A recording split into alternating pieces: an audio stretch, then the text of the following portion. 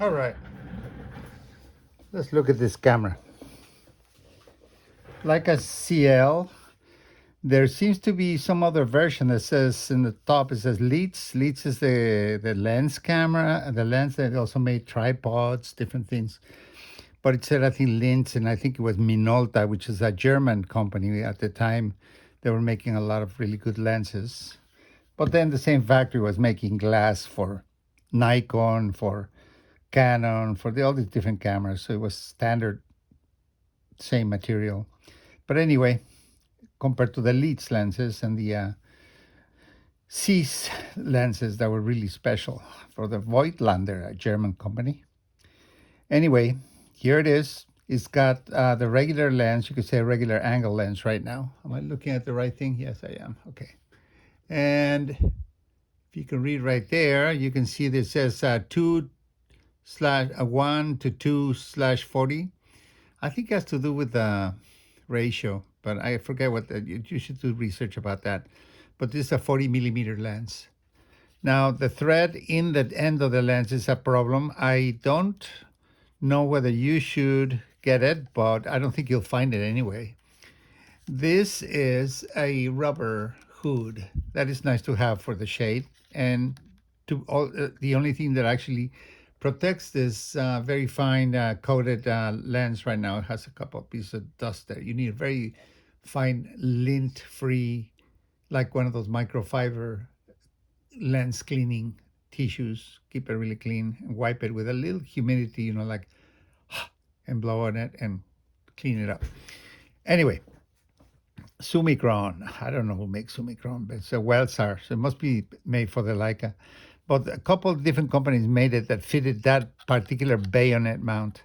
And the way that your grandmother had it, she had these lenses on it. One of them happens to be the standard, what they call, there's a couple of names for it.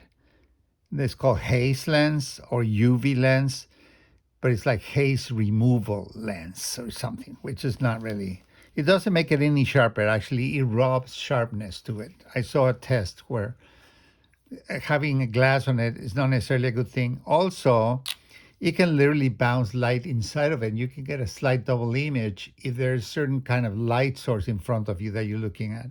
So that can be a problem if it's not perfectly aligned with it. The way that she had it and the way that I read is because they didn't make lenses for this particular camera. But they did make the lens caps. She put it in there, and by putting this here, it held it from falling off. So that's the way she was taking pictures, I guess, but at the same time protecting her lens. It doesn't fall off from there, but it's kind of loose. You could do that if you're going to be on a really dusty situation. Just clean that lens and put it in here, and it will also fit on the longer lens, the 90 millimeter lens. So that's the only lens that you have of that. The other lenses, exactly the same thing, threadless on a metal ring. These two red lenses, I believe they are the ones that she was using to shoot ultra infrared. She had those shots where you had the trees, the white foliage, everything that had heat on it, that was absorbing heat, would come out whiter than the rest of it. So the rocks would look darker, the water would look dark, the sky would look dark, but the trees look white. And that was the magic about it. So she used to shoot some infrareds, and then she would make regular prints from that negative. The negative reacted to the infrared, so the print did not have to have that reaction. The print was just whatever the negative had come to be. Anyway, let me give you a quick rundown of what this camera can do, okay? I'm going to point to something that seldom, I used to thought it was really important, but seldom does anybody talk about it. This one is a little different than this one. This one is a little more explanatory. What I'm talking about is the first thing on the bottom that you see right there, you see is 4 to 22, and it goes in both directions. Well, instead of showing you this one, which also has it right there, it's basically the focal range. What it's talking about is that if you were focused on an object 10, what is it, meters, 10, let's say 25 feet away from you, 15 feet away from you, let's say, okay, 15 feet away from you. Sorry, I'm not looking at the camera. Okay, 15 feet away from you. That means that in order for you to have any kind of range of focus from 15 feet, 16 feet, 17 feet, 18 feet, and backwards, you would need to close the diaphragm of your lens down to the smallest possible closure. If in other words, this long lens will give you a range of about, what is that, about 12 feet on f/22, 12 feet to about 26, 27 feet. You see where those diagonal lines are pointing at. Because the closer the hole is, the less dispersion of the light bouncing. So it captures more of the sharpness between close in front and in back. To have something out of focus to shoot at f4 or f8 is actually a standard f8, but in a slightly longer lens. This is just a 90. I mean, you're talking about 200-300. Some of the zoom lenses are 200 at least. But if you're shooting, for example, a portrait of somebody, just their face, and you want it to be focused in their eyes, but you want it to sort of fade out as soon as possible, you can shoot it very, very close down. Some cameras can shoot at f1, which is like nothing of a sliver of a focus. And everything else would not be in focus. It would just sort of gradually be more and more out of focus. But what I'm talking about is you could literally just focus it on the eyes of the people, and then their ears would be out of focus. In this case, if you want a nice portrait, there's one of you and Linda, taken by Margie, that is actually, it must have been focused at 5.6 or 4 because it was a little out of focus in the background, but you guys are really sharp. And that it is slightly telephoto. So it was similar to it was actually an 85 lens, I believe. That's what that standard camera had. This is a 90. And it was slightly out of focus in the background. So the focus was on you guys, and it made it a really impressive picture. If everything would have been in focus, it would have been kind of, not so cool. Anyway, that's the one thing I wanted to point to you about. The rest is, of course, everything is manual. So you got the manual focus, and then you also have the manual aperture. And if you look at it right there, there's the diaphragm opening and closing. You got f4 all the way to f22, just like it says in this range. And when you look at the other one, you have f2, which that's a very good one for like the smaller the number, the wider the aperture. You see the lens is fully open right there, and here it's closed. That's a nice wide angle. So you could get some, if you're really steady and you just catch people or something like that, or moments without moving. Everything else in the background might be moving, but they might be frozen. And it might be really, and there will be the only thing in focus too, because that f2, is close to f1, really is very much out of focus. So you have to be very careful. So you can do experiments with focus with this one and speed of things. So f2, f16, you're using the least amount of lens. So therefore, if there's any kind of aberrations on that part of the lens, it will multiply because you're only, all the detail that you're getting is from that one little section of the lens. When you're shooting with this, you're using the maximum amount of lens. You have the least problem with the glass, but the focus is your problem. So what it is that people shoot as a happy medium, 5, 6, 8, and 11 as a standard. As it used to be, cameras would kind of be, there would be like a law that said at 100 ASA on full daylight, you would be shooting at f11 at I think 125. So like it's a similar number. There was a connection between those numbers. But you're going to have, like I said, a meter. The meter will be powered by, you see how I just opened that up like that? And you just twist a little bit and it pops this thing. It just slides downward like this. Here is where you receive the film. You know it because you've done it before. This whole thing moves out of the way for you to drop the film and engage it onto the sprockets that are right here on top and bottom. Once this sprocket goes in, you can put the film on any of those little grooves right there. So it'll start grabbing. There's a little, I don't know what you do. Oh yeah, you need to put it in there and then you start winding and clicking and wind a little bit. Oh, I see. That's why the groove is in that direction, because the film is going to be wound backwards into it. I can see the groove is on this side, not on that side. It's pointing inward. Okay, so you put it in there and just grab a little bit of it. Then you close this down. And if you do the minimum amount of that, somebody said you can get not only 36, but you can get 39 frames. But be careful that that your film has advanced enough, because it has a cut, so the first sprocket or the second sprocket hole on the top part, where it begins farther than the bottom one, will be forward enough to engage onto this sprocket. So they will both be connected.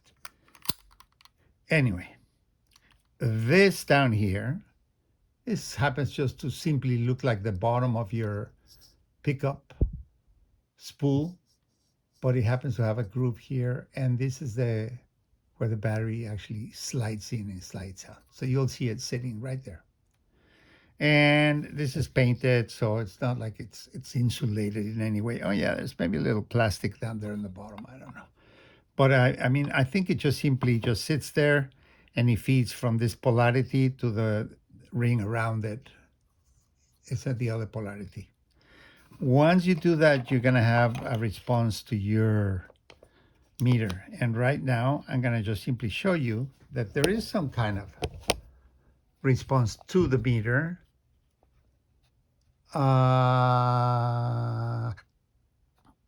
What is it? I was going to say, can you see it there? No, you cannot see it. You need something bright. Here, I'll bring something bright.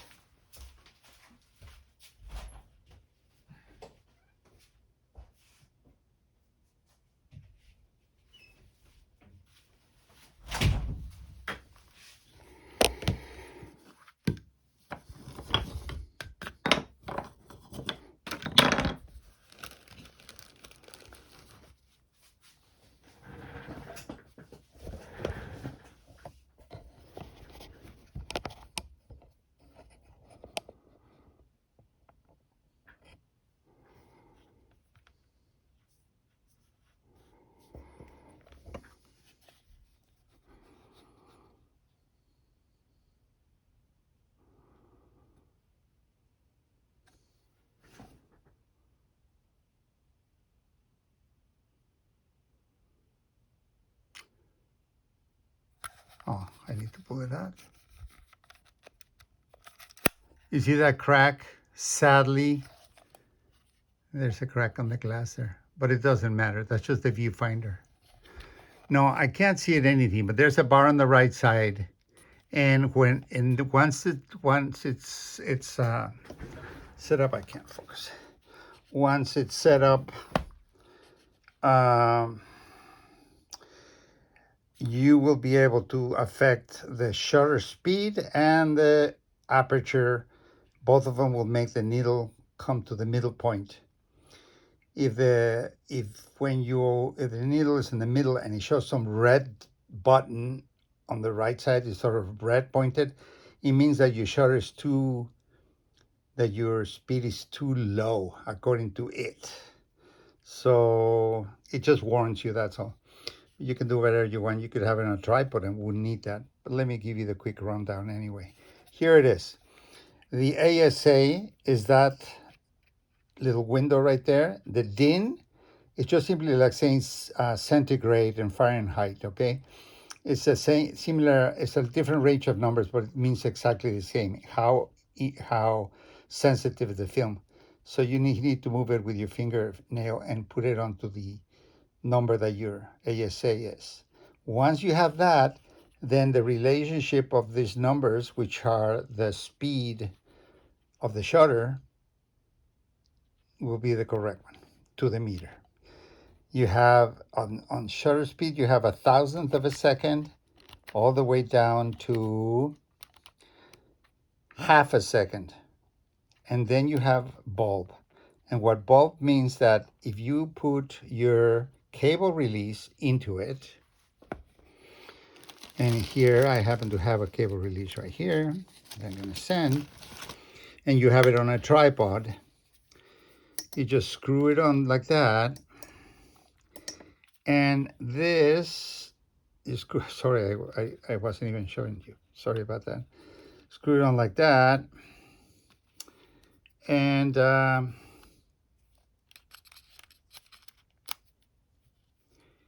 you barely push it in and it does it takes a picture. There. You heard that though? It doesn't sound the same because what happens, oh, this has to be out, by the way. This is kind of like a way of locking it so it won't work. When you're ready to take picture, this should be out a little bit, like that, the shutter release. Okay, if I hold it in, listen.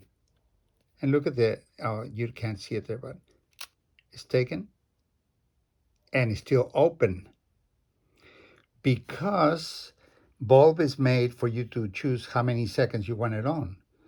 So if you're taking a long exposure of 5, 10, 20 seconds an hour, you would have a better shutter. I have another shutter cable, by the way, that actually has a lock button because you may get tired of holding it here for minutes. I'll send you both if I don't forget. And then you let go and it closes it. This is, you're holding it and this doesn't affect the image if it's well tight. You're moving it around and waiting for it to finish. It doesn't affect the exposure, the vibration. It doesn't create a vibration.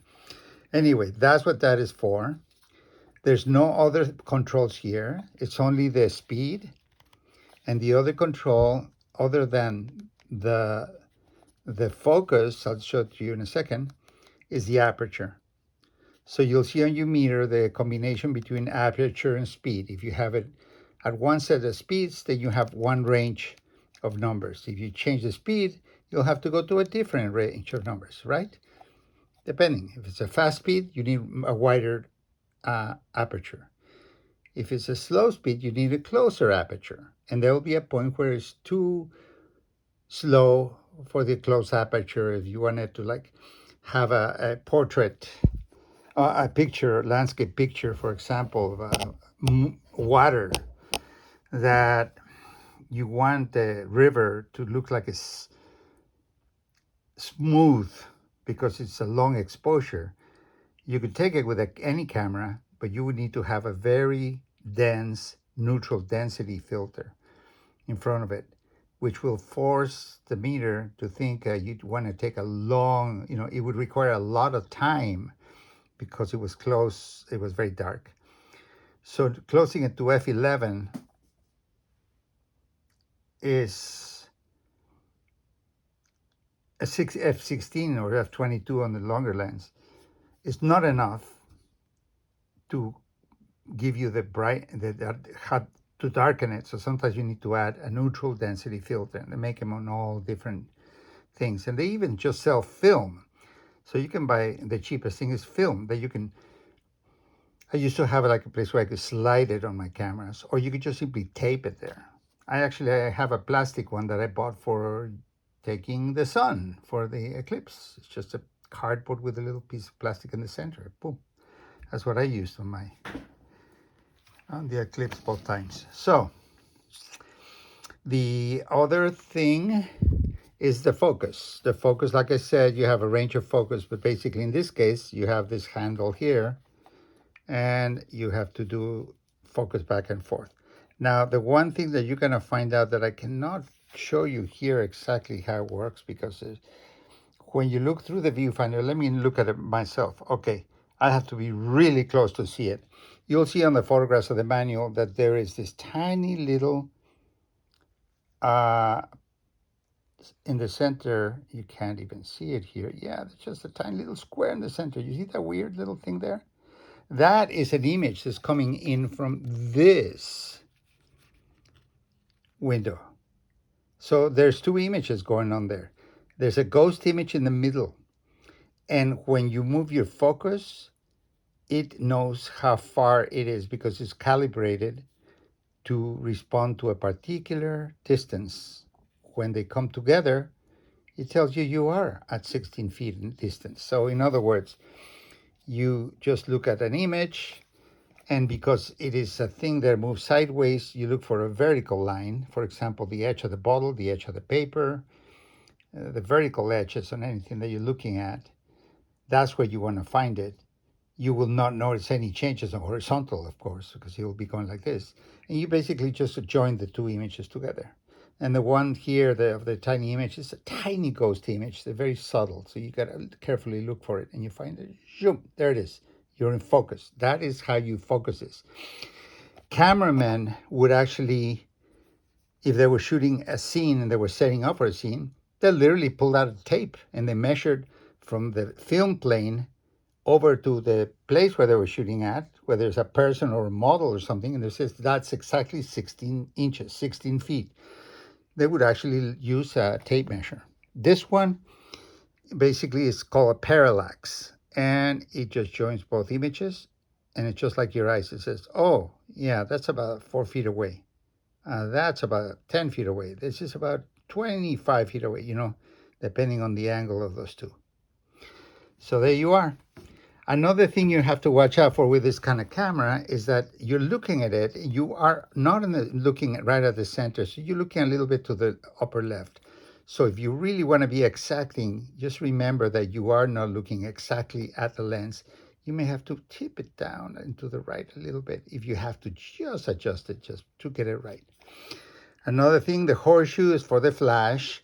Also, they sell viewfinders that you can put in. You can buy a viewfinder that matches your lens so that you can be looking instantly at what you're looking at here. Like if you're just going to be a total nerd about it, you get a much bigger window, viewfinder up here that will see well, not exactly, but it'll be dedicated to your lens width, and it fits right here. The only thing I'm sending you that actually fits there, which will not be of any purpose for you because you're not going to try to do anything mechanical, but it is this little lever. It has a side lever, and it has one lever that goes level, that goes sideways, and the other one that goes forward. And it just happens to slip right in there. And then you can just simply adjust it to go left and up and down until you find just the right place. And that would be horizontal right there. So there you go. That's it. So now you know, you shoot your cocker instantly in one single sweep. It's already ready to go for the next picture. Click. Next picture. Click. Viewfinder. Let me find you a strap. This is where you would hang it if you want to have a strap to hang it with. This button is probably the same as yours, that this will not wind the film until you hit the release button. The release button down here with my left thumb. You click it down, and you have to clip it down so you can wind the film back into the cartridge. And that's it, to make sure that you don't move it by mistake. So this is locking it right next to where the holder is, so it will not mess up. And there is something here that appears, and I think it's the type. Maybe this also has like a place for you to turn. So maybe once you have a battery, you'll be able to see a window there, and you can put what kind of film do you have on it. There may be options of versions or something like that. That's what the little window is for. Oh yeah, lens replacement. We need to figure out, first of all, what this button is, because I do not know. But this button is the one that actually gets out of the way for you to remove the bayonet mount grab the base of it, unscrew it just a little bit, and it comes right off. Notice the way it comes in. You see that red circle on the camera? You see the red dot on the film? You line them up, you put it flat, and you turn it to the right, and it clicks on. Push it down, turn it, take it out. So basically you can do it with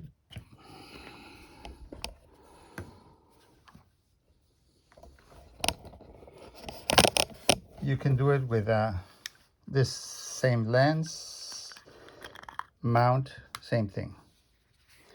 You find the red dot and you line them up, and there it is. Okay, so what else did I forget? I don't think I forgot anything. Oh yeah, there's your number right there. We're on frame number 20, I guess. I don't know of what, because there's nothing in there. And Leica CL Leitz Wetzlar. Bada bim, bada bam. Okay, man. 26 minutes worth of your time. Enjoy the camera.